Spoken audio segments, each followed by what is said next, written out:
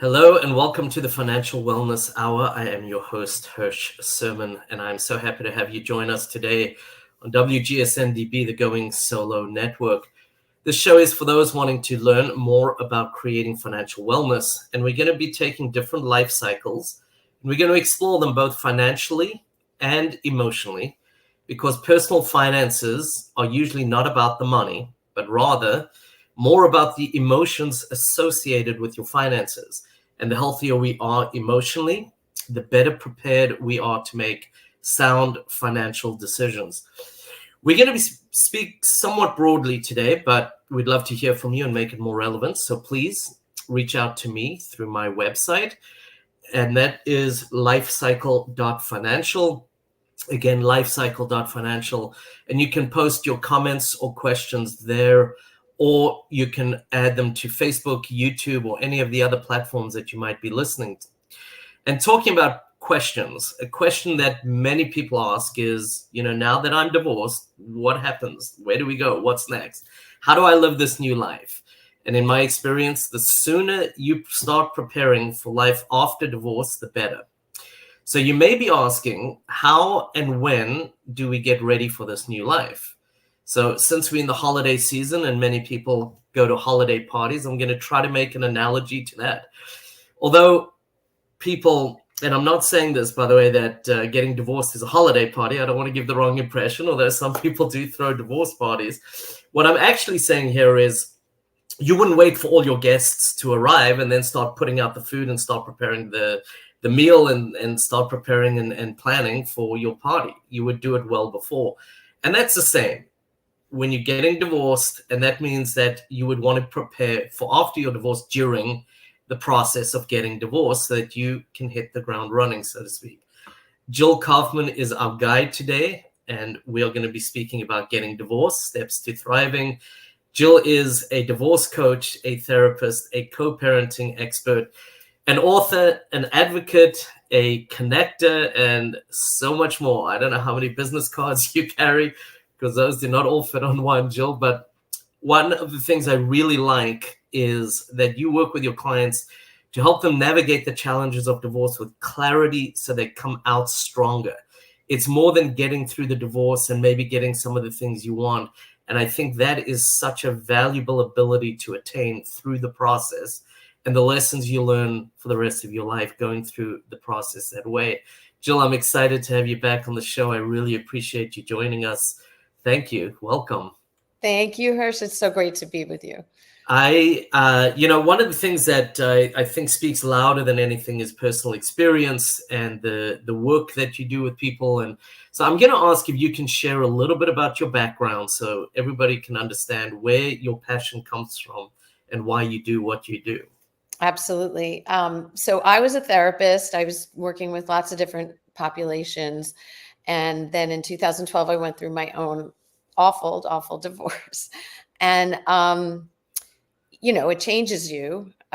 First of all, there wasn't a lot of information out there, in 2012. I didn't know about anything like a divorce coach. And so you're kind of just talking to people and trying to find out information. And I just hired an attorney, a divorce attorney, thinking that was the right thing to do. And my ex, at the time, I told him that I did that, and he he's like, you got an attorney? And so he hired an attorney, and immediately, tons of conflict immediately, because our attorneys were talking to each other. We weren't talking to each other. And, we kind of let them run the show, and it was a mess. And we spent, over $50,000, $60,000 on, and didn't get anywhere. And so I eventually figured out how to get to an agreement myself, not with my attorney. My attorney made me sign something that said she doesn't recommend I agree to that. And, over 10 years later, I'm very happy I did, because we would have been in court. Not a question. If I you may still be in court if you hadn't settled, because we've both seen those kind of divorces, right? And you're right. I got divorced in 2014, and 10, 12 years ago, there really were not there were fledgling organizations, if I can call it that. There were very few people who were divorce coaches, who were, divorce financial analysts or anything like that. And I think people need to take advantage. I don't want to say they're lucky that they're getting divorced now. I want to say that there are resources to help them get divorced in a much better way than I think what sometimes happens. The beauty of it also is so many people now in these roles are people who've gone through a divorce. And I think there's a little bit more compassion in that, which I think is a big piece as well. Absolutely. I mean, having gone through it, I get what people are experiencing, and I understand why you're feeling what you're feeling, because it's one of the toughest experiences anybody goes through. It really is. Yeah. And I'll tell you, it's funny. I'm taking a little bit of a sidebar here, but one of the things which I think is so important, that when I'm talking to people and I tell them, I've got an MBA, I've got a CPA, I've got my certified divorce financial analyst, I'm a trained mediator, collaborative law, the works. And then I tell them, oh, I've been divorced. That's what gives, and I used the term street creds all of a sudden, right? And that's what a client said to me is, oh, you've been divorced, you got street creds. I was like, okay, interesting. But we know it's important to go through the divorce in as best a way as you can. And it's also important to live a fulfilling life afterwards. And those are kind of the bookends I think we're going to speak a little bit about today. So let's start at the beginning with the first bookend of, once somebody decides, like, okay, I'm getting divorced, whatever the reasons, what are the first steps, or maybe the first step they should take as they make that decision? So there's several things to do in the beginning. And the first step, I would say, is to talk to a divorce coach, talk to a financial advisor. So those are the two things that, you really should do in the beginning, because a divorce coach can kind of guide you on who else you need to talk to. You may want a consultation with an attorney if necessary. But the problem is that once you meet with the attorney, they want a retainer, and you give an attorney a retainer, and you get into the same problem that I was in. And so I'm really hesitant to tell people to meet with an attorney until we kind of go over what's happening in their situation and make a plan for how they're going to move forward. So a divorce coach will really, help you get your plan. A financial advisor like yourself will help you make a plan for your finances. So, the divorce coach is kind of an overall person, and then the financial person does specifically the finances. Right. I also have a background in parenting. I was a parent educator for many, many years. And so I can help with the parenting piece of the proposal, of the agreement of the divorce. So like if you're looking for a divorce coach, you definitely want someone who has either a financial or a parenting background. And as a therapist, I have that too. So like, it's really important, don't just find any divorce coach, find one that has experience in the background that you need for your specific situation. So that's basically what I would say, that people should start out with. But also you want to get support, right? So you want people around you who are supportive, whether it's friends or family or a support group.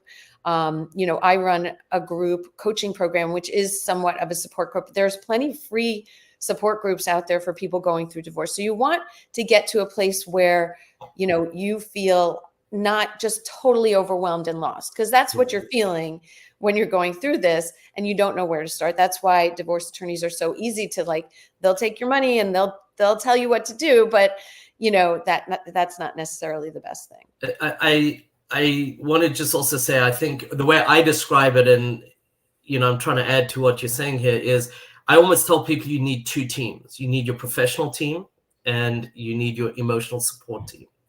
And I think those are very important. And I like what you're saying. I think the historical approach is, I got to get an attorney. But attorneys can work in very, very different ways. One can be an expert in mediation. One can be a litigator, whatever it might be. I think sometimes getting a better sense of your situation, a better sense of maybe the coaching and the strategy side or the finance side, we can also help you make sure what are the best attorneys for you. What are the questions you need to ask that attorney, or things like that might become very, very important in picking the right attorney, because ultimately they are your frontline advocate. But I think it's very important that you don't jump in, as you said, just here's a retainer and we move forward. You really do want to know the right people to speak to with every professional. But being that your attorney is the one that kind of finalizes or helps you finalize that. The other thing I always say to people is, once it's finalized, before you sign, have your divorce coach, have your financial person review what you're actually going to sign.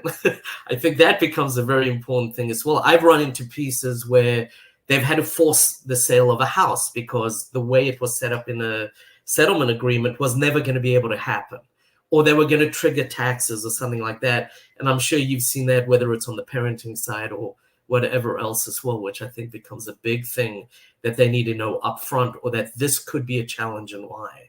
I think becomes a big one. Yeah, absolutely. And something that you said was like, what type of attorney because a lot of times I'll talk to someone and they're like, yeah, I have an attorney. Oh, it's a collaborative attorney. And so in their mind, they're like, oh, that's one that works together. It's not going to be someone who pushes me to go to trial. Well, a collaborative attorney is really doing the same thing as any other attorney. They've just agreed that if you go to trial, they won't be representing you. So they do have an incentive not to go to trial, but that doesn't mean you're not going to pay for every email, every text, every time you talk to them. It still becomes a very expensive proposition, even if they're a collaborative attorney. So you don't know all these things when you start this out, and things sound really good, but you really need someone to guide you and divorce coaches are significantly less expensive than divorce. That is for sure. And that's something else that I always recommend. I want people to use the right professional for the right thing. Don't use, a $500 attorney as your therapist. Don't use, a $150 therapist for your financial person, whatever it might be. Use the right professional, you get a better outcome, and it's going to be cheaper. And talking about the right professionals and understanding the professionals that you can tap into. The classic question that I think people often struggle with is, what is the difference between counseling and coaching? And then I'm going to throw a little thing in here because this applies to you. Is there an advantage to working with somebody who has experience in both? Well, I obviously think that there is. I mean, I definitely think that it depends. Every divorce coach is different. Some have a financial background, some have a legal background. I haven't found a ton who have a therapy background, but there is that out there. But yeah, so coaching and therapy are completely different. Therapy is where you have a diagnosis, either you're anxious, you could have anxiety or depression or some other mental health issue, and the therapist treats whatever that diagnosis is, and they treat them by looking backwards into their childhood or something that happened to them, looking at their how they grew up and what issues that they're dealing with. And there's a lot of talking that goes on between of the client. Coaching is completely different. We're talking about specific things that you're dealing with today and in the future. We're not going backwards that much. We're really trying to help you, giving you tools, mapping out strategies, giving you like a plan, and developing your goals and priorities, and giving you ways to meet those goals and priorities. So it's really present and forward looking, as opposed to therapy that really looks at your background. And there are tools that you get through therapy, but it's different it's not as practical and strategic as coaching. I want to add to that. I think as we tend to rely on the people we know, and sometimes they are not equipped in handling or helping you through a divorce, your friends, your family, whatever it might be. They also may not always be very objective. And that's another thing that I think is a very important thing as you go through your divorce, is being able to have somebody who has that objective view and can really put that perspective in the right perspective. And that's something that a divorce coach is going to do as well. And I think something else to remember every person's divorce is unique. I mean, you can live next to somebody with a similar home, drives a similar car, whatever it is, but your priorities and their priorities may be different, changing the whole dynamic. And with that said, I think, though, as unique as it is, there do tend to be common themes. So, for example, on the finance side, I see things like, am I going to be able to make it financially? Or what's my lifestyle going to look like? Or the classic one is, can I afford the home? Or what kind of a home can I afford, right? Those are just a few. So what do you see people struggling with most when they are going through a divorce? So, it really depends. There's two main buckets. It's the kids or the finances. Okay. Some people are like, oh, we're 50-50. That's not even an issue. We're going to figure that out. It's really the financial, the home, all that. And other people are like, the finances are pretty easy, but I really want to have more than 50-50 custody. I'm worried about XYZ, about their other parent, or how we're going to co-parent together, how we're going to make decisions together, or, who's going to pay for what. There's so many things kid related that people can be worried about. But some people are worried about everything, right? And they don't have a way to prioritize. And that's what I can really help people with. Like, what is your priority? For me, it was interesting because I really wanted, he wanted 1 week on, 1 week off. And I had done everything for my kids, for 18 years. And for me not to see them for a whole week would have been really tough on me and on them. And so I really wanted a Monday, Tuesday. I would have them Wednesday, Thursday. He would have them every other weekend schedule, because at least I could get them organized in the beginning of the week. Right. And I knew that I was going to be seeing them every week. And so I was willing to take less on the finances to get that schedule. And that's how I eventually got the agreement. But that's not important to everybody. Some people don't care about that at all. So it really is different for every person, and you have to figure that out. No, 100%. And you brought up two things there that I just, I want to talk about importance of working with somebody who can guide you through these things. And one of them is, I get often the comment, oh, we're going to split things 50-50. And I'll be like, are you selling the home? No, one of us will keep. Okay, so are you living on the left or the right side of the home, right? You can't always split everything 50-50. So now there is some strategy or some thought that needs to go into that. And again, understanding what your priorities and your values are, I think helps you really hone in a very emotional and cluttered environment in your head. It does help you focus if you really do understand what those values and priorities are. So that's one piece, on the 50-50. You may end up at the bottom line with the dollars that say the same thing, but getting there is not always the same. That's number one. Number two, in instances where somebody says, I want them more, I want them, not a 50-50 custody, knowing your state that you live in and the rules and responsibilities relating to you become very important there as well. And the reason I say that is, for example, in Illinois, when it comes to child support, there's this cliff, I'm going to call it. If I'm the one receiving the child support and I can keep the other parent to under 147 overnights a year, my child support payment jumps up. It's almost exponential in what they pay. So it could be 148 to 146, and all of a sudden it's disproportionately higher.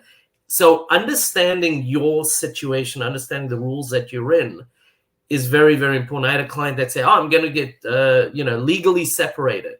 The problem was they lived in Texas. There is no recognition of legal separation in Texas. It's the only state out of 50 that doesn't, New Jersey also, actually. I'm sorry? New Jersey doesn't recognize. Oh, they don't? Oh, I thought that Texas was the only one. Interesting. I'm glad you brought that up. Thank you. But these are the kind of things that do become so helpful by working with somebody who really understands the process of what you need and a little bit of who you are as well, coming back to those values and those priorities. And I do need to get to a break. I don't know if you have any follow-up comment quick or... No, we can take a break. Okay, so before we do, I'm just going to ask if you can share a little bit How can people get in touch with you, your website, or to get in contact with you to learn more right now? So my website is divorcecoachjill.com. And I also run a Facebook group, Separation and Divorce Support Community, that's free. So people can join that for support and for information. Great. And we will be right back. Thank you.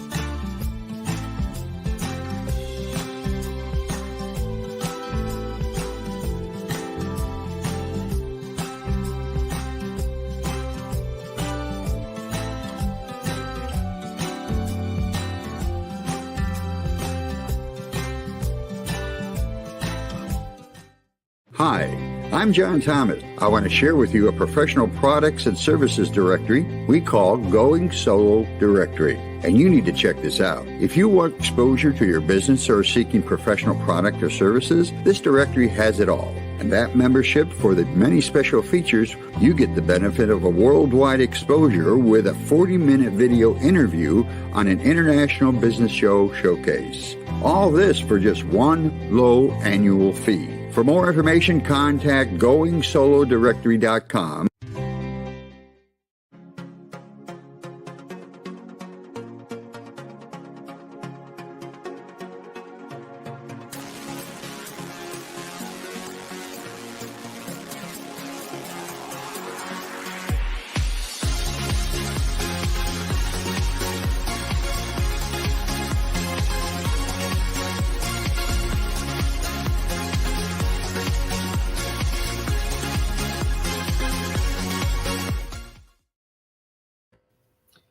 Hello and welcome back to WGSN-DB, the Going Solo Network.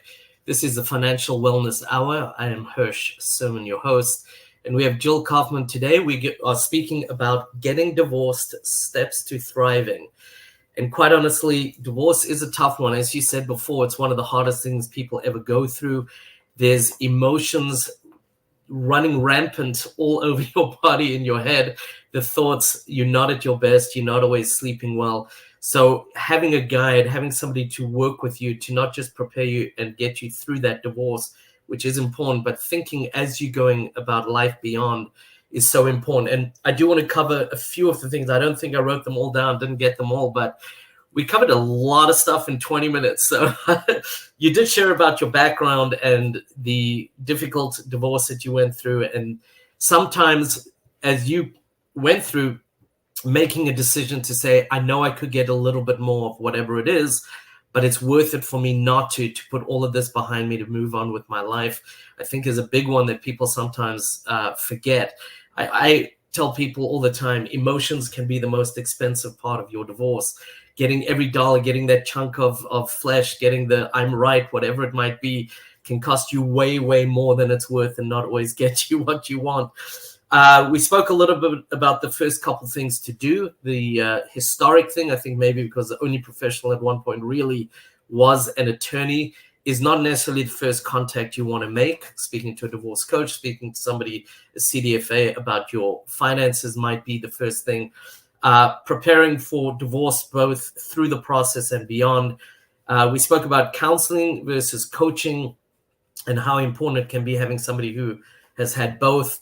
That it's unique. Every person, every divorce really has its own nuances, and working with professionals who get that is important. And also how to pick your professional is very, very important. We spoke a little bit about the resources that are available that were never available before, whether it's divorce coaches, whether it's CDFA, the financial side. There are lending professionals, real estate professionals. There's a lot more than there used to be just even 5 or 10 years ago. We spoke about knowing the rules of your state and knowing your responsibilities and what you can do. We touched on splitting assets and custody, but one of the things I do encourage people to do with all of that is get creative. You say it's 50-50, but it doesn't always have to be. Most states are what they call equitable. What does that mean? An equitable distribution may not be a 50-50. So how do you get creative in creating what you would call an equitable distribution? These are all things that people like Jill or myself can help you with, but can help you get a much better outcome, and sometimes a fair bit quicker, because we've navigated this process personally, but also professionally as well. So anything I missed? No, I think you got all of it. It's amazing. We did cover a lot. Yeah, I mean, and all that was in about 20 minutes. So obviously I will put this as well. We did not get to cover everything within all those categories, but I think it gives you a flavor for some of the things that you should be thinking about as you go through this process, or thinking beyond the process. So, and we said this is emotional. Not everybody is equipped in how do I, manage this, or reaching out to your friends or your family. They're not trained in this. They want to be supportive. They're not always sure how. What is one thing? I'm going to say, I'm not sure there's always something that people know what to say. So what is one thing that you can say to help people as they go through this process?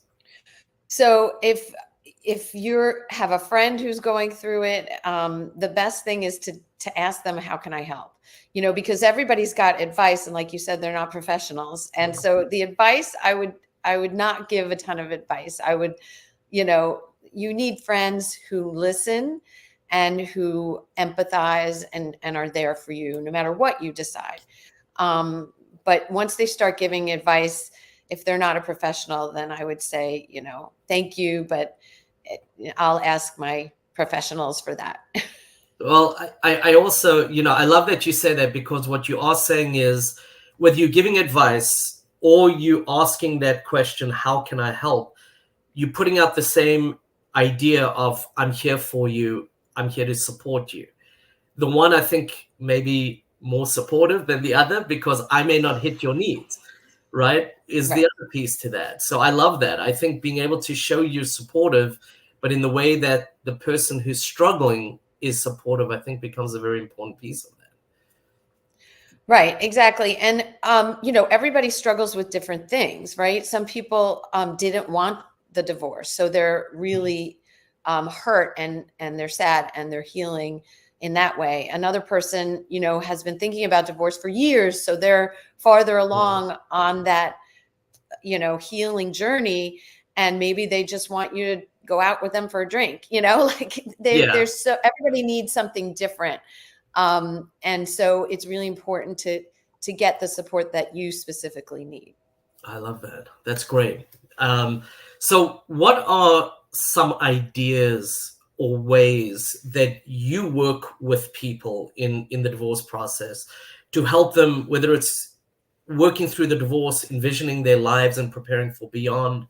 What are some of the ideas that you can share that maybe are things that you would work with people to help them with?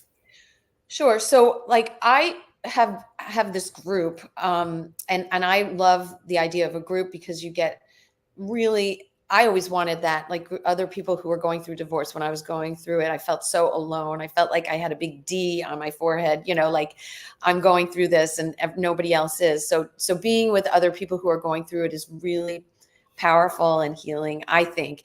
But a lot of people are asking for individual divorce coaching now, because a lot of the attorneys are recommending it, because people who are working with a divorce coach are better clients with their attorneys.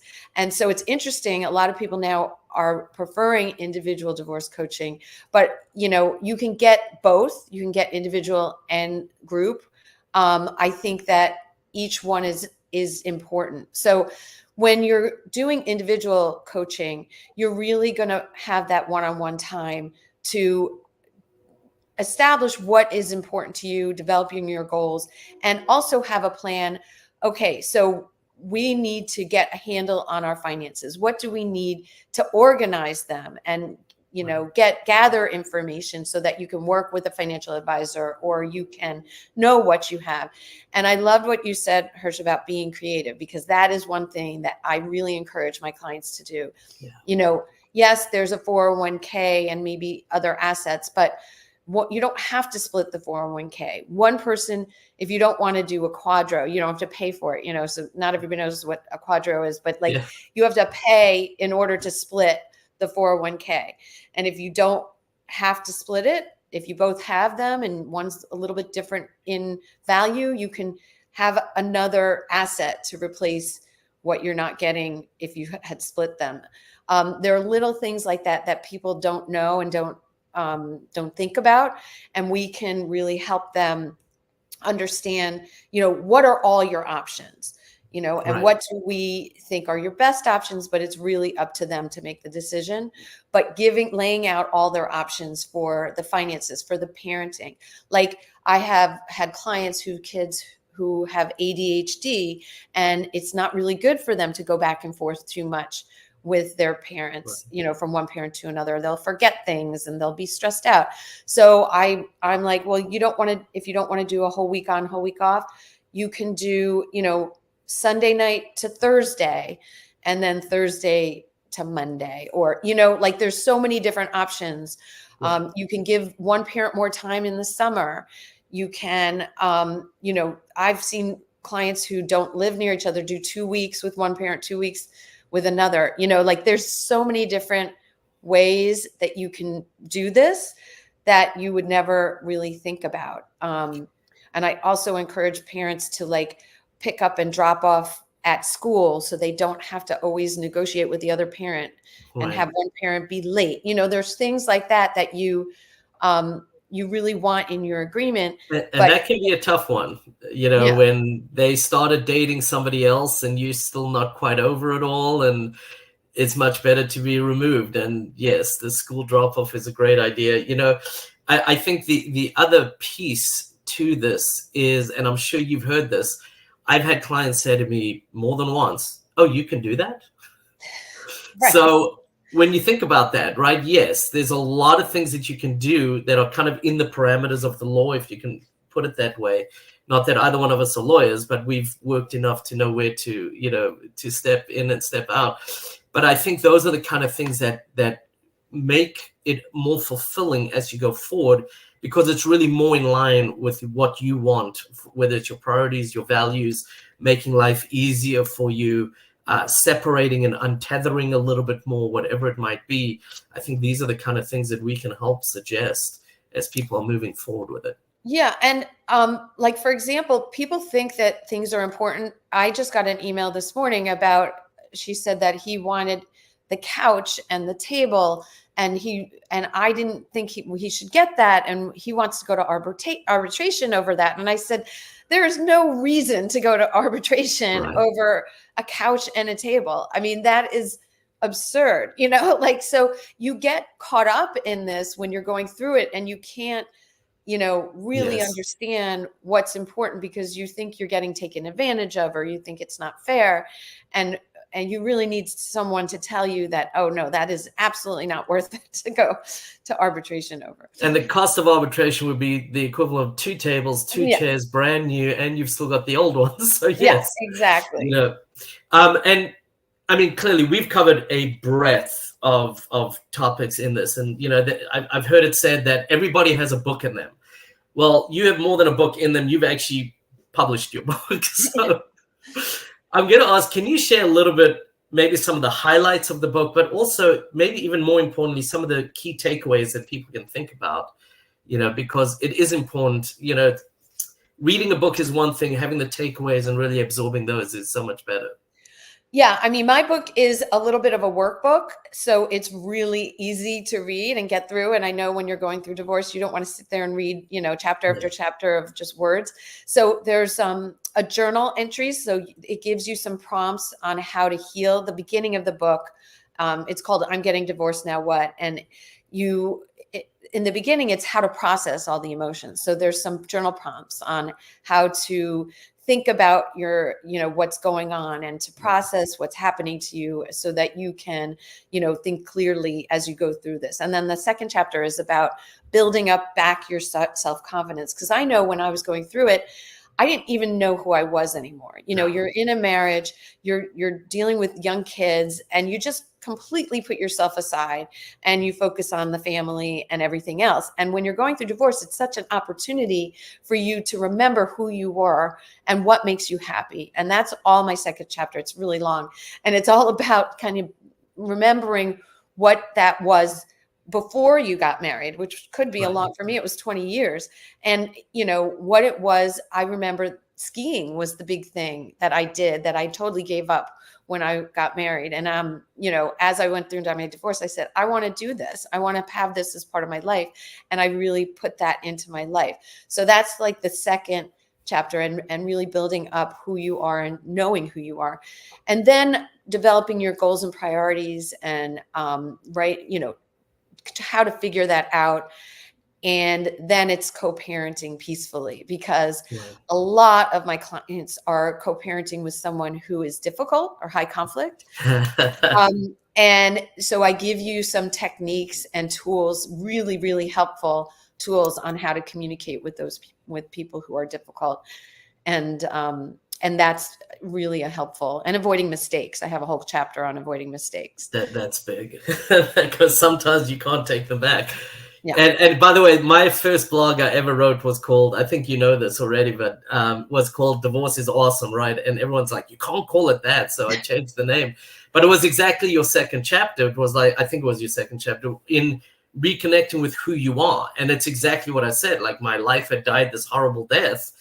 And then I was like, wait, this could be a really good opportunity. And it's exactly what you were saying, reclaiming who you are, the things that brought you joy, and being able to have a fulfilling life. I wish we could keep going. We can't. We have a little time. But one more thing. I know that you've got a free gift for people. So I'm going to ask you just to touch base on that. And then we're going to have to wrap up. No problem. It's 8 guidelines for separated and divorcing parents.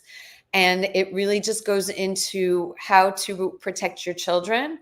And one of the big ways, to protect your children is to take care of yourself, because, your kids will be okay if you're okay. And so it gives you some guidelines on how to do that, and how to communicate with your soon-to-be ex, and some interesting help when you're going through this.